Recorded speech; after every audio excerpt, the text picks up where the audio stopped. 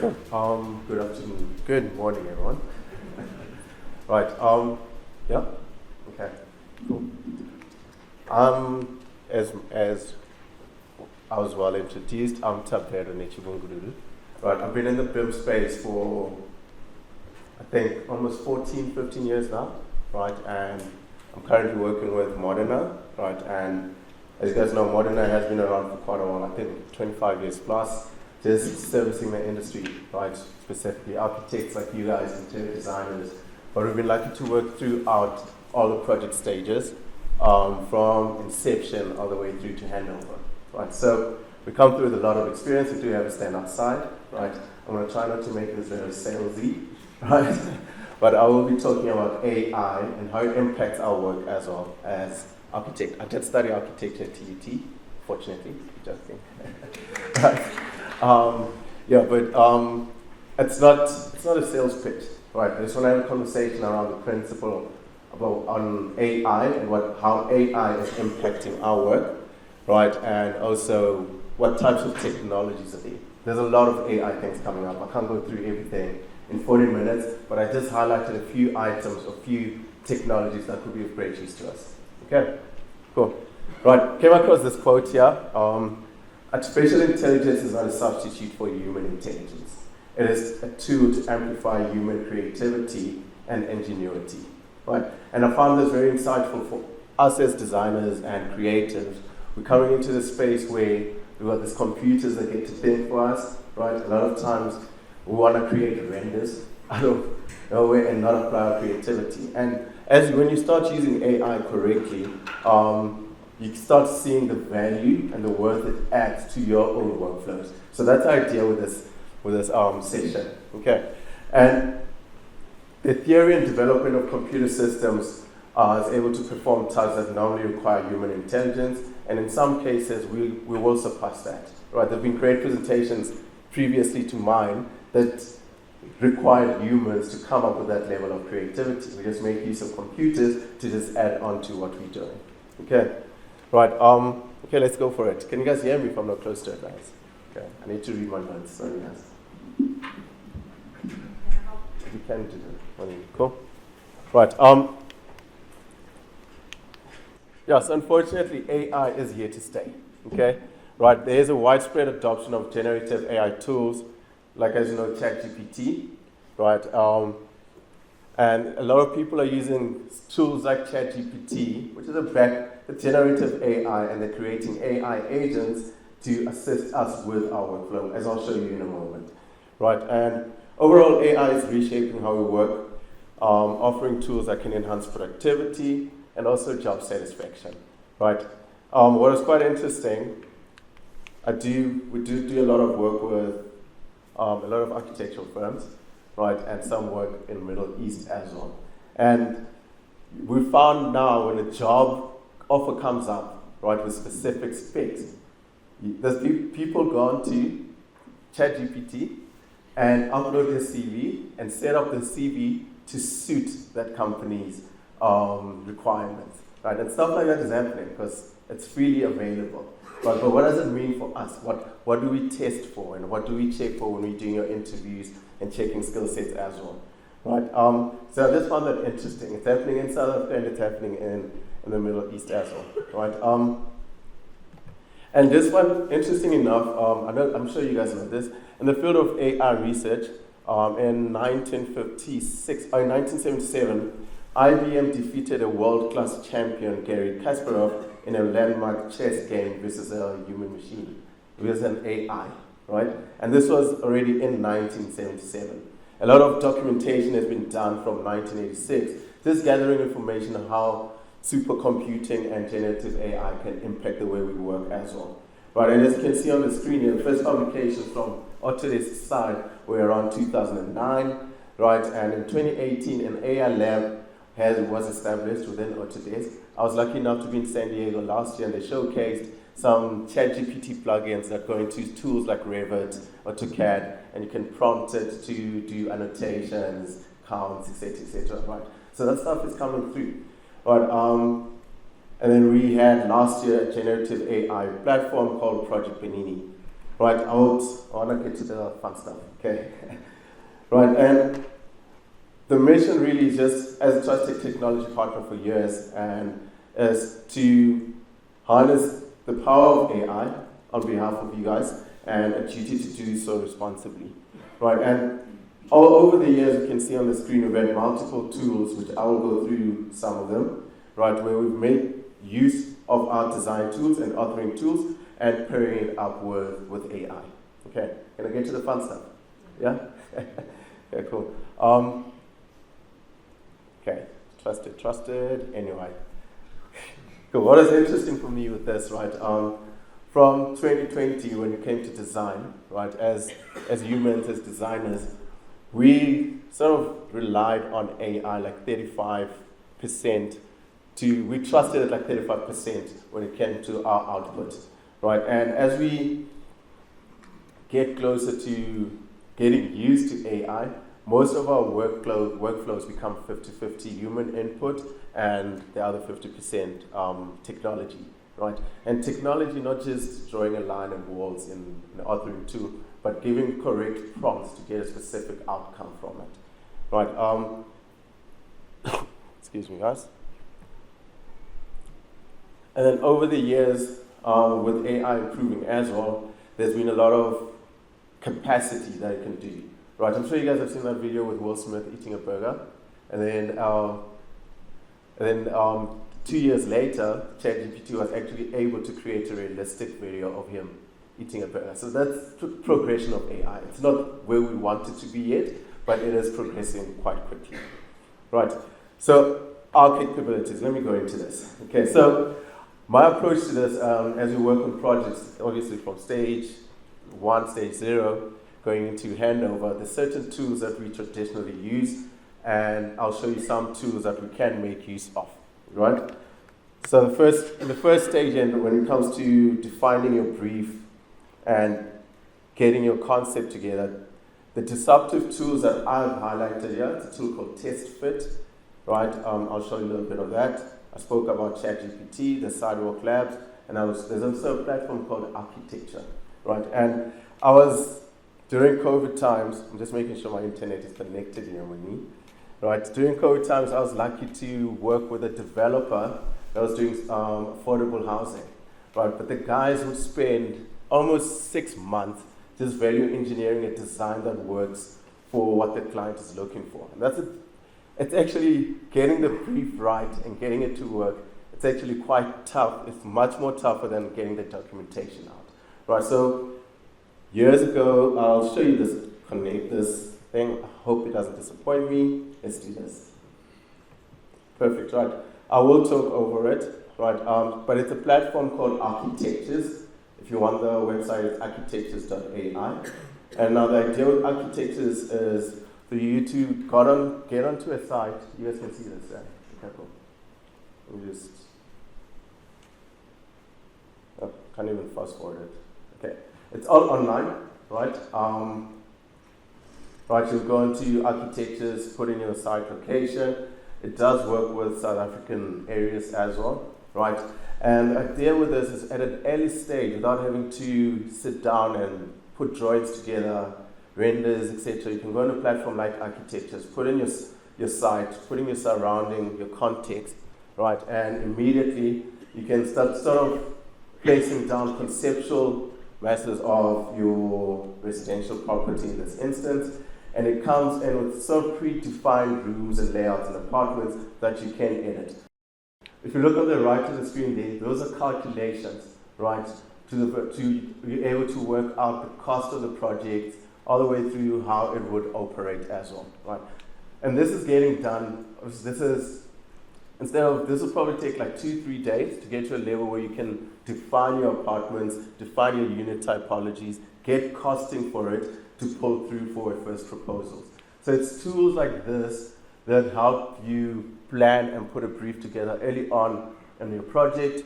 And obviously, once you're ready, you can easily just upload it to either a CAD platform or a BIM platform like ArchiCAD, Revit, etc. Right? My Modena people are going to kill me today.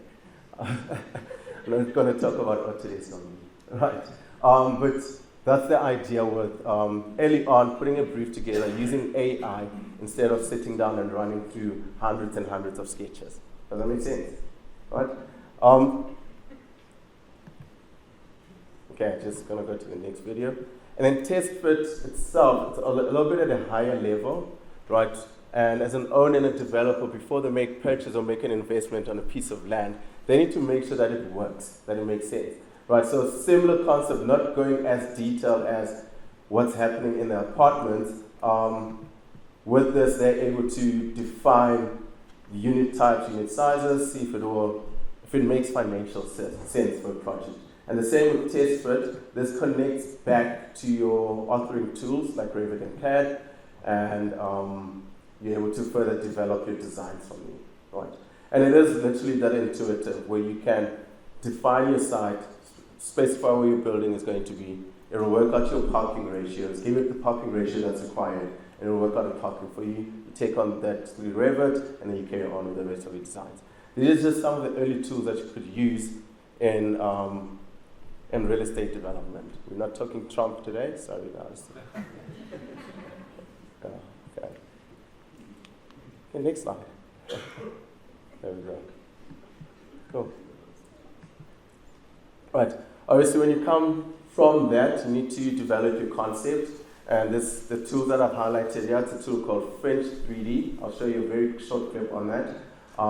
It's a little bit of parametric design. Right, so when you do layouts inside a room, instead of having static layouts, you can take you through thousands and thousands of different layouts, and you just use the most optimal layout you want to use for your client. Right, and then there's Autodesk Forma, which I'll talk about as well, and DAL-E or Midjourney for renders. I don't want to talk about renders. There are renders outside by stand, right?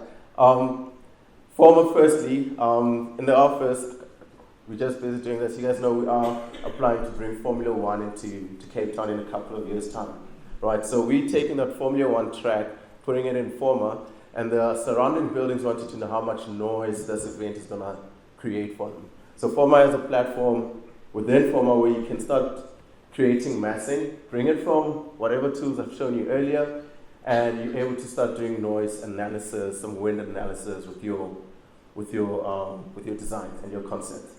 Okay? There's some site layout stuff that you could do. And the beautiful thing with Autodesk Forma, like what Autodesk is doing, you guys know making use of AI is just getting access to data. And a lot of times when we work in our different software and authoring tools, we were very, what version of Revit are you working from? Are you working on Civil 3D? So the industry is moving away from that type of thinking, where we're just sharing data, and we can make use of that data on platforms like Autodesk Forma to communicate better and collaborate better, right? So that's the thinking, and that's what's happening when it comes to your design tools as well, right? And software like Test Fit and Architecture, the one I showed you previously, they plug into your Autodesk Forma platform, which is free, right? And you can start making leverage of those tools as well, okay? So something that's been going on in the industry as well is our carbon analysis and the requirement to get to that 2030 target, right? And tools like Forma as well help us calculate and reduce those embodied carbon emissions in our projects. So you can make use of these platforms, give it input, and it will calculate your carbon analysis for you, right? Okay, I'm not going to play that video, right? Right. And then as we get into spatial coordination, right, the disruptive tools that I mentioned here, I'll talk about Finch as well. There's ACC, BIM Collaborate Pro, that gives you access to like coordinating and collaborating your project before you get to site, right?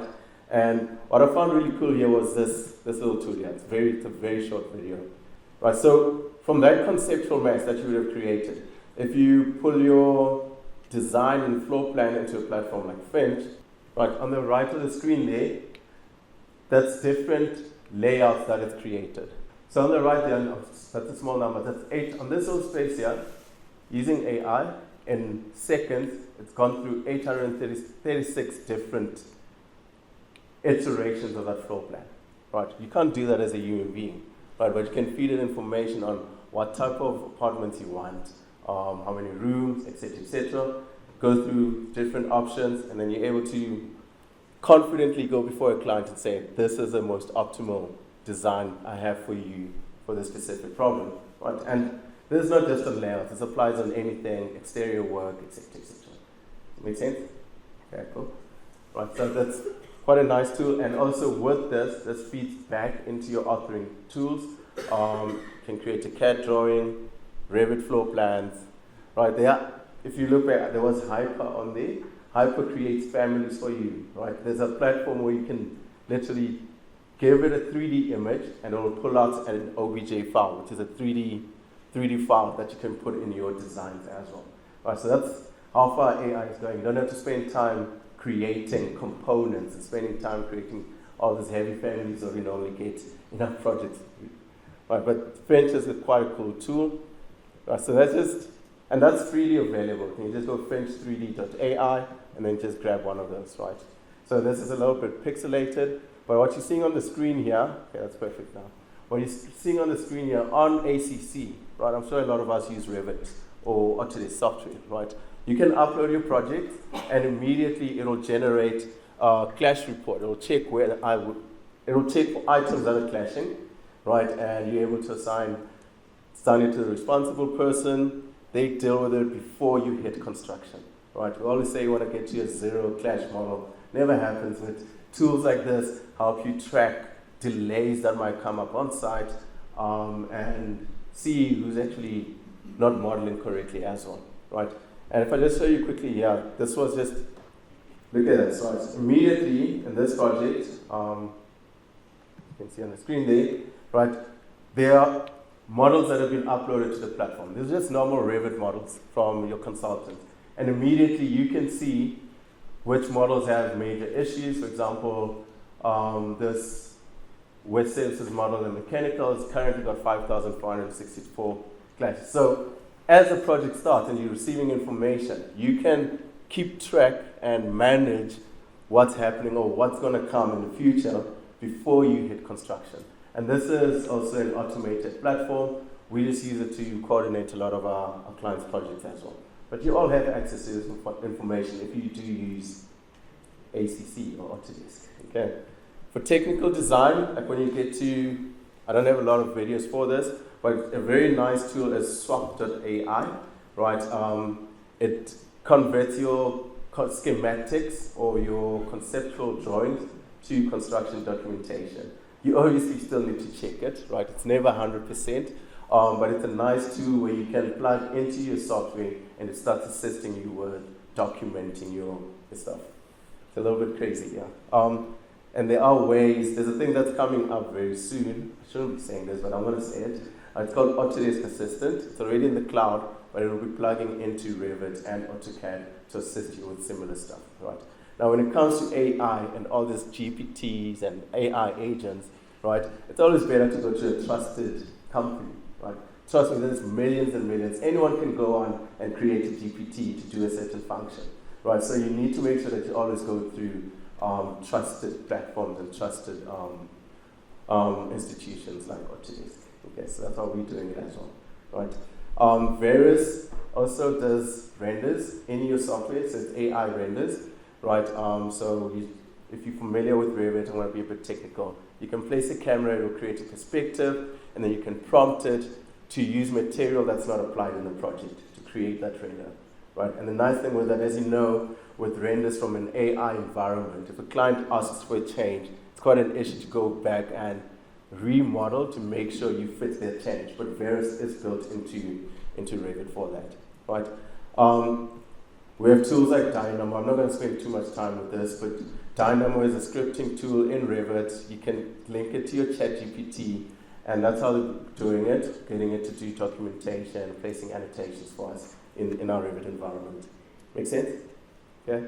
We've got generative design. This has been around for a while. I just want to get to almost the end of this. Some of you do have Revit users here, right? Do you guys know on Revit, you go to your home page, it will give you an insight on how you're using your software, which commands you're using the most, and where you can improve your use of Revit, right? This is how AI is already embedded in the tools that you're currently using, Okay, and this is just on your homepage. When you open up Revit, you'll get that little insight. Okay, so stage 5, construction. It's a little bit of ACC again, ACC build. Yeah, construction IQ tools that Autodesk has started introducing in there. And there's a tool that we've come across in other projects as well called N-Plan, right? And this is mainly for project managers, and it predicts delays on a project based on the input that we've been receiving. Like if you've got a shop fitter that's taking long, etc., etc., some codes are not updated, it will be able to predict that for you, right? And within Autodesk itself, construction IQ, just keeping track of what's happening on sites. And another quite a cool thing, when we're busy with, Calvin's name mentioned it, we're busy with a project in Sun City, in Lefika. It's just 83 units, I think it's 83 units. But the guys, when they were snagging, had over 10,000 snags. Right? So there were almost like 50,000 photos in that project. I wish I could open it up. Right? But every single photo that was taken by anyone on the project, Autodesk was able to tag it, like correctly tag that the door frame, broken tile, etc., etc., without any human input. So the project manager or client could go and check all the slabs. They'll just go into ACC, type in concrete slabs in a certain area. It will bring up all the photos and issues that have been assigned to that data, right? And that tagging is also happening in the background automatically. This is quite exciting for me. For handover, because we build for our properties to get used, right? And we've got Revit AI automation tools that have been built into Kobe just to structure your data, right? This is kind of work that we do, right? And then also there's a tool that we call Tandem that links your equipment on your building with your digital model, right? And I'll just show you quickly how that looks. As you guys know, data goes 95, I don't think you know this, let me not assume, but 95.5% of all data goes unused in engineering and construction. When we hand over our projects to owners, 58% of owners say they've had to move away from a design bid build project and design build, where they do the design and then they build because they have control of how they receive that information, right? And it's quite sad that 95% of that information that we work on for years and years to deliver a project becomes unused, right? We've actually, in Pretoria, we use this platform to do, with obviously assisting the client, to do the Department of Agriculture building. There's a requirement from government to receive a digital twin, which was quite shocking, right? But they're currently using a similar platform to manage and operate their building, right? So this is Tandem. I'm also able to bring up spaces, levels, and assets of a building very quickly. This is real time, right? I didn't fast forward this, and you can see that's quite a complex building, right? Right, and you select a specific space, and an operator is able to quickly see what's happening on the. Interestingly enough, if a building like this is connected to like internet and stuff to get your IoT devices going, guys mainly complain about temperature, right? Especially in this season, right? And for an operator of a building, for them to quickly find out where is this aircon connected, they'll need to go through documentation, walk around the building, go switch off the wrong one, go back, and it normally takes like 10 years to get the correct temperature, right? But with this, they're able to control it on the platform and know exactly where that equipment is. There's a connectivity of equipment, right? So it's in a similar building, and so the building operator is able to pick up a system, see what's happening with it, and what we want to do with this is basically start predicting the use of that, like the performance of that building, right? So currently, I won't mention names, but another project in Pretoria, right, where the operator now has to hand over up to 25 years of running a building, right? They approach this, they have no data, and they've been operating an 85,000 square meter building for the past 25 years. They need to hand over, and now we have to go back and scan, remodel, rebuild this whole digital twin for them, because they didn't really consider this type of data and stuff, right? Okay, it is interesting and scary at the same time. But the idea here is for us to get what we're very familiar with and what we're currently building. A lot of our work, we build digital twins, we build a digital model in Revit or whatever platform that you're using, But the idea is to get it to a place where it becomes autonomous, right? Where the models and the information that we're putting in there can start predicting the performance of that building. It makes it easier to plan operation of the structure, right? And what that would look like, just looks like a whole lot of graphs and stuff, but this is stuff that owners require to operate what we give, what we create from conceptual state all the way through to running of an asset for like 25 years like this. In this video, the specific building is calculating the amount of usage it has in a certain period, year, and for guys to track actual power usage, it's quite good. Some of our offices are currently not running on ESCOM, right? And it's also going on to residential as well, right? And for a user to be able to log onto a platform and see how are we spending electricity accurately, not the way they do it right now, excuse me, you can actually start planning ahead and reducing some of your equipment as well in your house. Okay, awesome. I'm gonna stop here. Thank you guys.